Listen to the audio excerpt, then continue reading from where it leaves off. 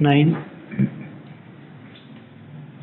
आज हमने future continuous tense करना है।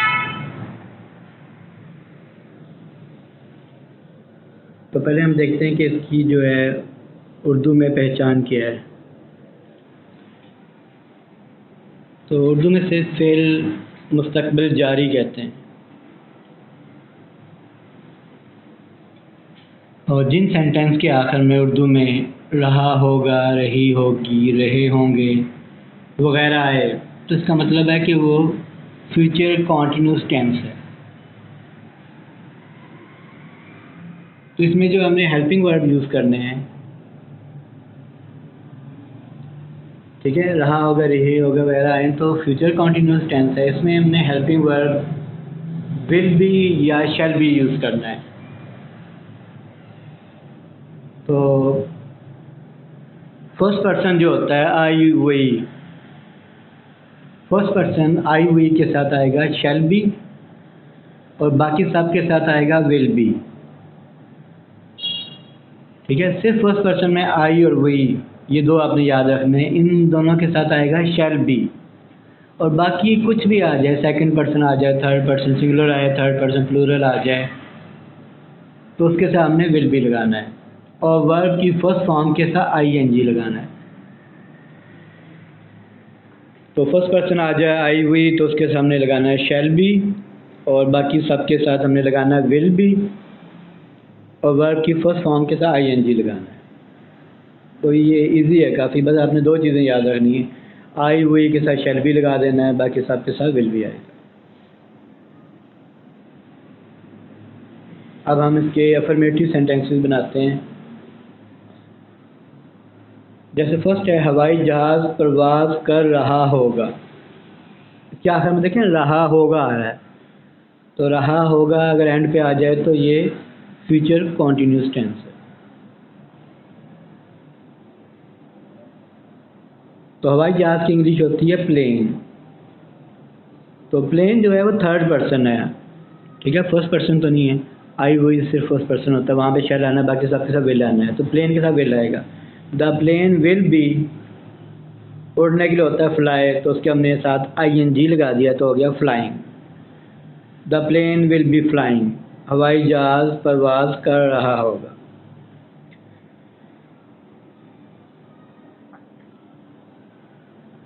नेक्स्ट देखते हैं, मैं उस वक्त सो रहा हूँगा, या इसका मतलब मैं तब सो रहा हूँगा, एक ही बात है। आई है फर्स्ट पर्सन, तो इसके सामने लगाना है शैल बी, तो आ गया आई शैल बी। सोने के लिए होता है स्लीप, तो फर्स्ट फॉर्म के सामने आई एन जी लगा दिया तो हो गया sleeping. I shall be sleeping then, मैं तब सो रहा हूँगा या मैं उस वक्त सो रहा हूँगा। इसका इंग्लिश इसकी तब ज़्यादा बेहतर है वैसे। हम गाड़ी में सवार हो रहे होंगे, तो ये हम से स्टार्ट हो रहा है जो कि फर्स्ट पर्सन है, तो फर्स्ट पर्सन आया तो मैंने देखा शैल बी लिखा है। वी शैल बी, सवार होना होता है, गाड़ी से मुराद है ट्रेन, बोर्ड होता है सवार होना, ट्रेन पे सवार होना होता है बोर्ड, तो आई एन जी लगा दिया तो बोर्डिंग हो गया। We shall be boarding the train, हम गाड़ी में सवार हो रहे होंगे। मौसम गर्मा में बारिश हो रही होगी, इट जो है थर्ड पर्सन है तो हम विल लगाएंगे, it will be raining in summer, मौसम गर्मा में बारिश हो रही होगी।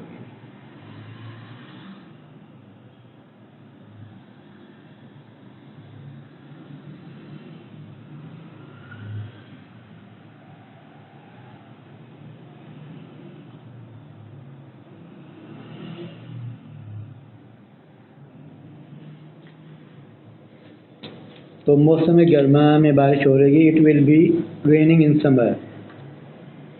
ताहिरा आरिफ का इंतज़ार कर रही होगी, ताहिरा जो है थर्ड पर्सन है तो वहाँ पे हम लगाएंगे विल बी, तो Tahira will be waiting for Arif, Tahira Arif का इंतज़ार कर रही हो।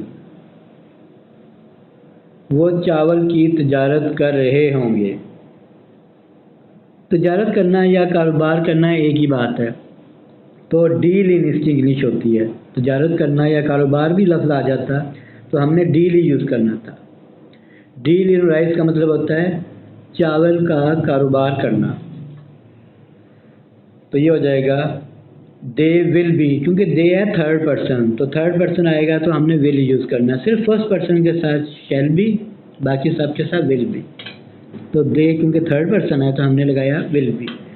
दे will be dealing, deal first form, उसके साथ ing लगा दिया तो बन गया dealing. They will be dealing in rice, वो चावल की तजारत कर रहे होंगे। नासिर मछली खा रहा होगा, Nasir will be eating fish. तो नासिर क्योंकि थर्ड पर्सन था तो इसके साथ विल बी आया और ईटिंग फिश आ गया।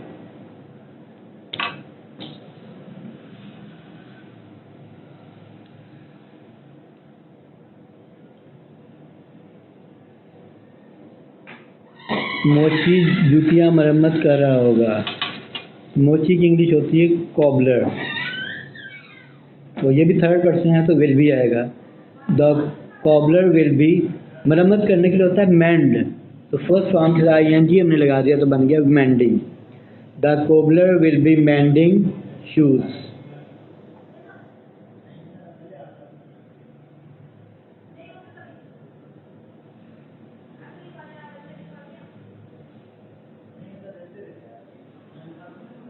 वो रक्स कर रही होंगी, तो ज़्यादा हैं तो दे आएगा, ये भी थर्ड पर्सन है तो विल आएगा। दे विल बी डांसिंग, वो अपने बालों की कंघी कर रहे होंगे। दे विल बी, कंघी करना होता है कॉम, तो combing, they will be combing their hair, वो अपने बालों की कंघी कर रहे हैं।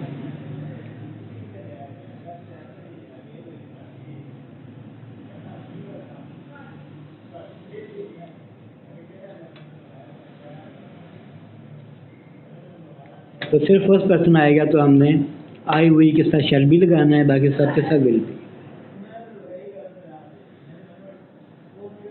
नीचे देखें अब बारिश हो रही होगी। It will be raining now, ये सिंपल है, आगे चलते हैं। सूरज तुलू हो रहा होगा, द सन, सन भी थर्ड पर्सन है तो विल ही आएगा। The sun will be rising, सूरज तुलू हो रहा होगा। चांद गुरूब हो रहा होगा, the moon will be setting, गुरूब होने के लिए इंग्लिश होती है सेट और तुलू होने के लिए होती है राइज, तो फर्स्ट फॉर्म के साथ ing लगा दिया तो सेटिंग हो गया। The moon will be setting.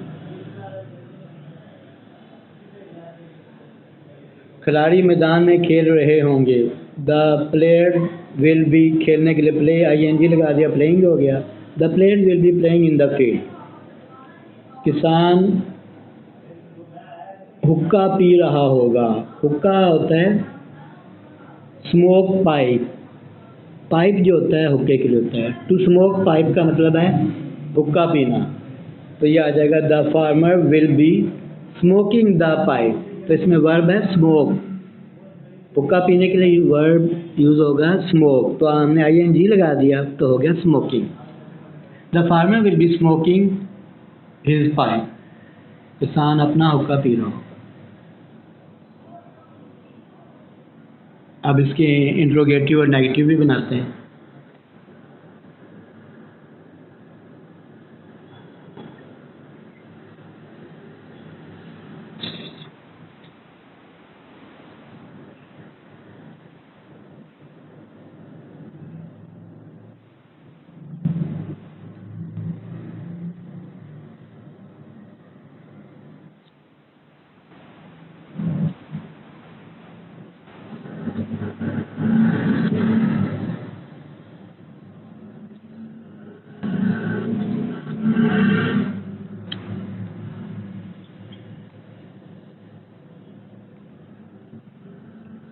तो अगर इंट्रोगेटिव सेंटेंसेस आ जाएं तो हमने शैल या विल को सेंटेंस के स्टार्ट में ले जाना है, ठीक है।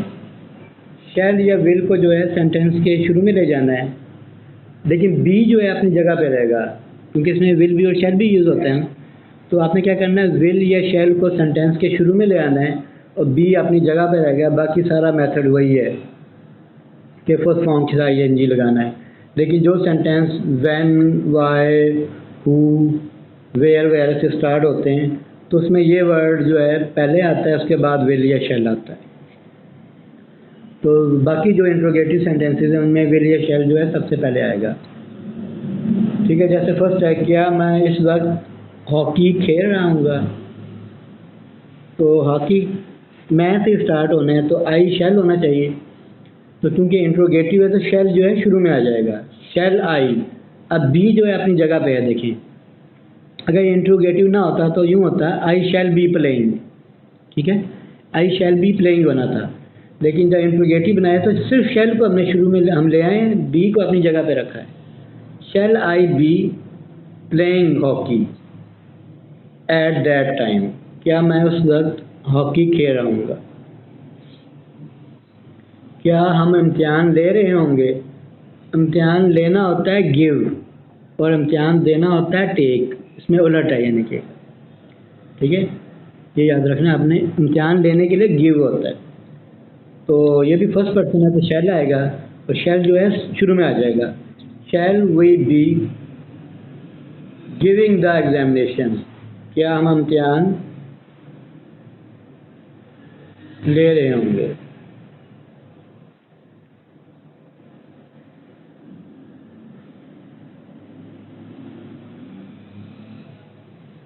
गीत कौन गा रहा होगा? अब ये कौन आ गया तो इसमें हु आ जाएगा, तो हु जब भी आएगा तो वो स्टार्ट में आएगा,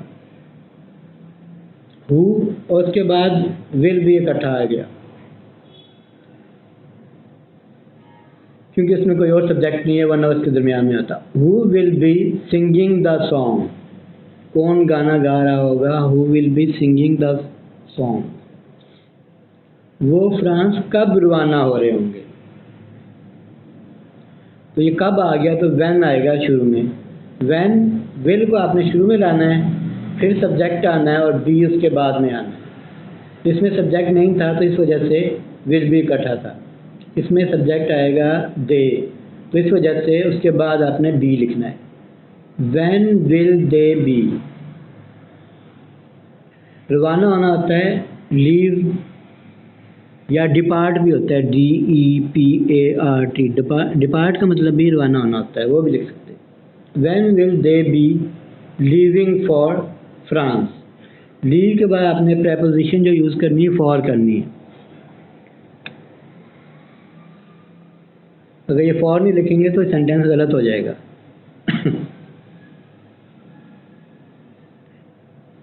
तो लीव फॉर फ्रांस का मतलब है फ्रांस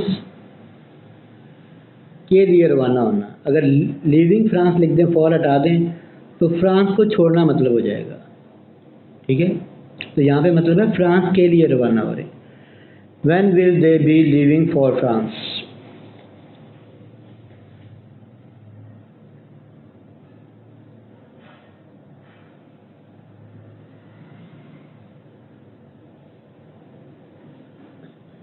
क्या हम पौधों को पानी दे रहे होंगे? तो ये हम है तो शैल आएगा, शैल वी बी। लेकिन सब्जेक्ट आ गया ना वी, तो बी उसके बाद में आया है। शैल वी बी, पानी देना होता है वाटर, तो उसके साथ ing लगा दिया तो हो गया watering. Shall we be watering the plants.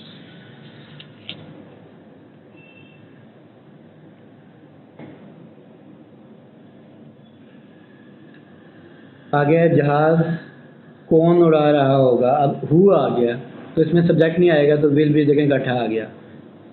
Who will be flying the plane, जहाज कौन उड़ा रहा होगा। अहमद कब सफ़र पर रवाना हो रहा होगा। अब ये कब आ गया तो व्हेन आएगा, व्हेन के बाद विल या शैल आता है, तो अहमद क्योंकि थर्ड पर्सन है तो यहाँ पे विल आएगा। व्हेन विल अहमद बी अपनी जगह पे रहा। When will Ahmed be going on journey. Go on journey का मतलब है सफ़र पर रवाना होना, तो going on journey first form से ing लगा दिया।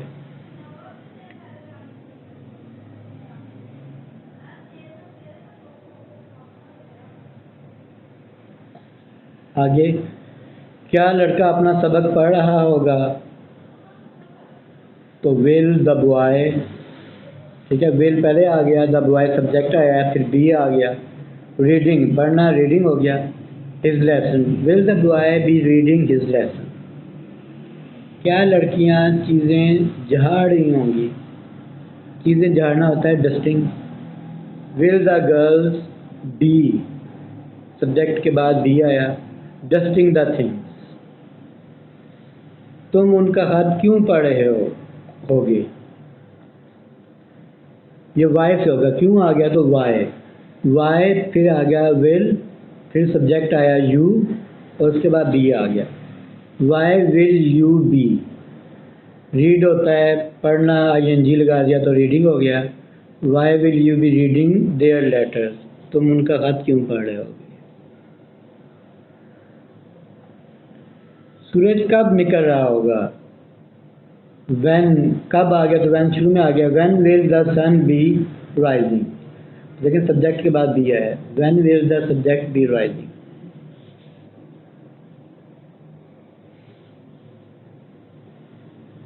तो ये थे इंट्रोगेटिव सेंटेंसेस। अब हमने करने हैं नेगेटिव सेंटेंस।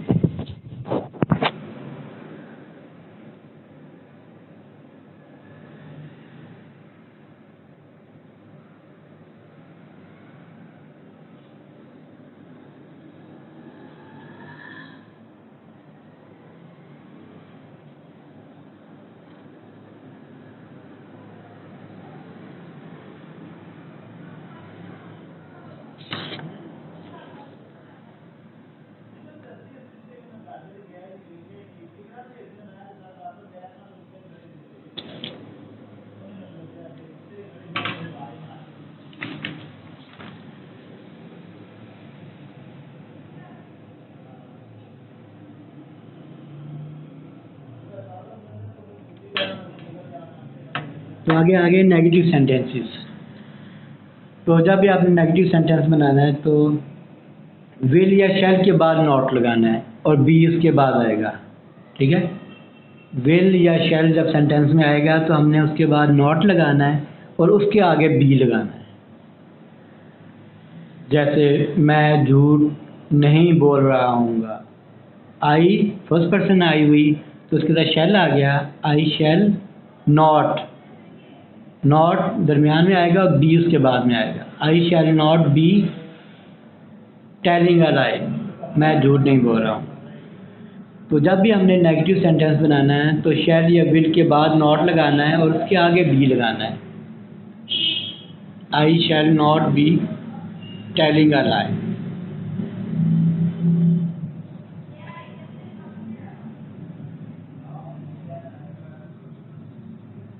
इसके बाद है हम अखबार नहीं पढ़ रहे होंगे, वी शैल नॉट बी। देखें वी है फर्स्ट पर्सन है तो हमने उसके साथ शैल लगा दिया और उसके बाद जो है नॉट आ गया। वी शैल नॉट बी, अखबार पढ़ना होता है रीड तो हो गया reading, we shall not be reading the newspaper, हम अखबार नहीं पढ़ रहे होंगे। तो हमेशा विल या शैल के बाद नॉट लगाना है। नंबर 3, तुम चाय नहीं पी रहे होगे।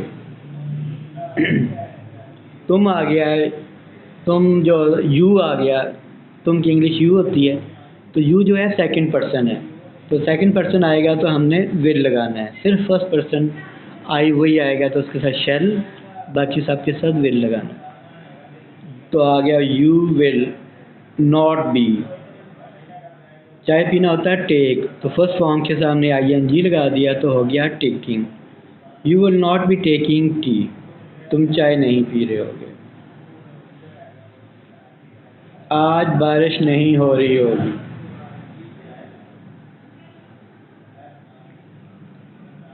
It will not be raining. अच्छा ये इन्होंने टुडे मिस कर दिया तो आखिर में टुडे भी आना है। It will not be raining today, आज बारिश नहीं होगी।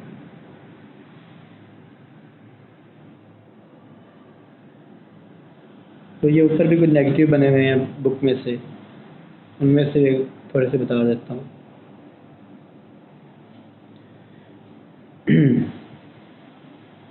ये जो 9th क्लास की ग्रामर है ये उसमें है। तो फर्स्ट है, तलबा घर वापस जा रहे होंगे। तो वापस जाने के लिए होता है रिटर्न, ठीक है, ये अफर्मेटिव सेंटेंसेस है। द स्टूडेंट विल बी, क्योंकि थर्ड पर्सन था तो हमने विल लगाया है। द स्टूडेंट्स विल बी, घर वापस जाना होता है रिटर्न, तो ING लगा दिया तो हो गया रिटर्निंग हो। सदर जलसा तकरीर कर रहे होंगे।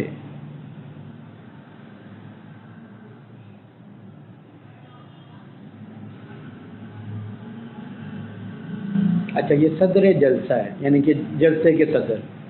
तो जलसे के सदर जो है उसका मतलब है the president of the meeting. जलसे के लिए मीटिंग हम यूज़ करते हैं, और जुलूस के लिए प्रोसेशन यूज़ करते हैं।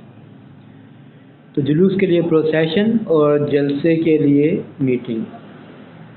The president of the meeting तकरीर कर रहे होंगे। विल बी, थर्ड पर्सन है प्रेसिडेंट तो विल बी आ गया।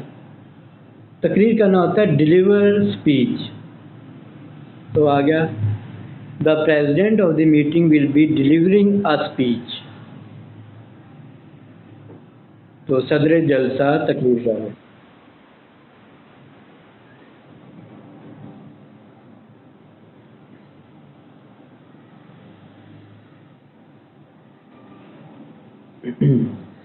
बच्चा अपना खिलौना तलाश कर रहा होगा। ये नंबर 5 है, ये बता रहा हूँ। बच्चा द चाइल्ड हो गया। द चाइल्ड विल बी, तलाश करना लुक फॉर, तो फर्स्ट फॉर्म के सामने ING लगा दिया तो हो गया looking for. The child will be looking for his toy. तो चाइल्ड क्योंकि बच्चा है, मेल है, तो हमने हिज यूज़ किया। तो अगर बच्ची होती तो हर लगा देते हैं।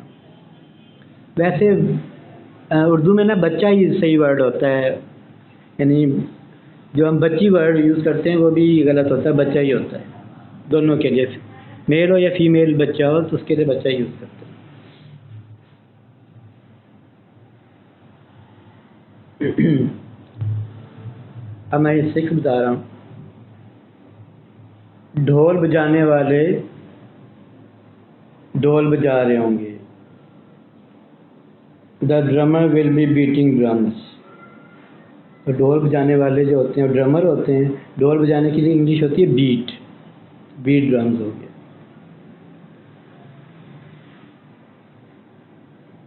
तो बाकी ये बने हुए हैं, आपने खुद ही देख लेने हैं नोट्स जो हैं, ये मैं अभी सेंड कर दूंगा ग्रुप में, तो आपने इनकी प्रैक्टिस करनी है। और ट्यूसडे को जो टेंसेस आपके ये 3 हुए हैं, present continuous tense, past continuous tense और फ्यूचर कॉन्टिन्यूस टेंस।